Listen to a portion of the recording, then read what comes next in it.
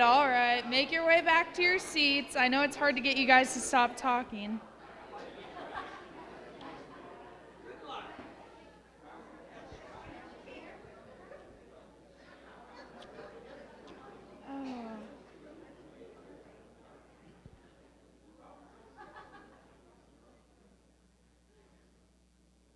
Oh, it got quiet fast.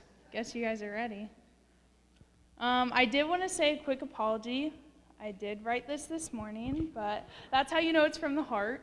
And Amy always says I make her dizzy when I talk because I walk back and forth, so hopefully you guys don't get dizzy this morning.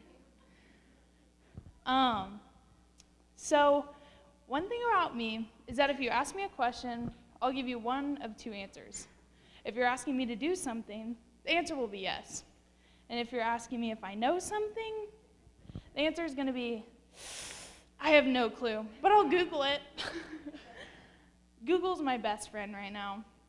But one thing that I found out you can't Google is what you want to be when you grow up. If you would have asked second grade Katie, I would have told you I wanted to be a teacher. And I know what you're thinking. You were in second grade. You don't know anything. And you're right. I was in second grade, and I didn't really know anything. I did know what 2 + 2 was, though.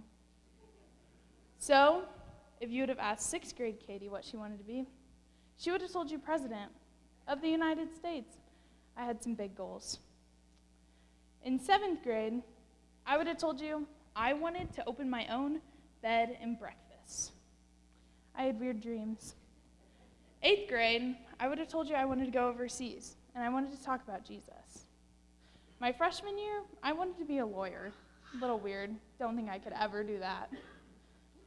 My sophomore year, I would have told you, I have no clue, but I know I want to do something with agriculture. Turns out, I found a way to combine almost all of those interests into one thing. Second grade Katie wanted to be a teacher, so guess what? I do too. Then, sophomore year Katie fell in love with agriculture. So, I'm combining them, and I'm going to Purdue for Ag Ed. It's okay to not know what you're doing, but it's not okay to not try. This year, I kind of saw myself as Jonah and the whale. We all know the story. Jonah didn't want to go, so hopped on a boat and went the complete opposite direction. This fall, I went and visited my absolute dream college, Kansas State. Go Cats. And I knew that that's where I was meant to be. I loved it there. But there was that pit that I'm sure almost everyone here is familiar with of, I don't know about this. But I was going to do it anyway because I knew it was my dream. So I applied. I got some scholarships from there, but it was still looking like it was going to be a pretty penny. So I applied for the Lilly Endowment Scholarship. Went through the interviews. I wasn't going to get it anyway, but might as well try. I was wrong. I did get it. And full ride scholarship sounds pretty great, but this scholarship was going to keep me from going to my dream school. Well, that doesn't matter anyway, because I applied to go to Purdue. Another place where if you would have asked second grade Katie, she would have told you she was going there. I applied to Purdue, didn't want to go there. Visited it once, didn't really like it, but I guess I'll go or something, it's whatever. My whole family wanted me to go there. The only problem is, there's another college too, Huntington, private Christian university, full tuition paid, everything was perfect at Huntington. But my whole family wanted me to go to Purdue. So I went and visited it one last time with a group of my friends. That's when I knew that's where I was supposed to go. I went with my friends, I talked to their professor, and I knew that that was what I was supposed to do. Turns out, Kansas State was my boat. I was trying to run away.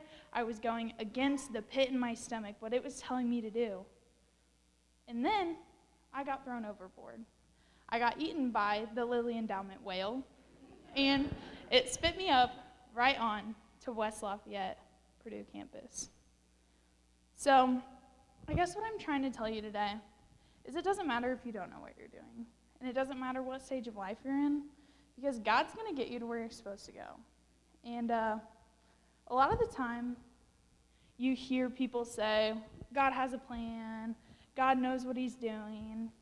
I didn't know how to believe that, because I couldn't hear God whispering in my ear telling me where to go.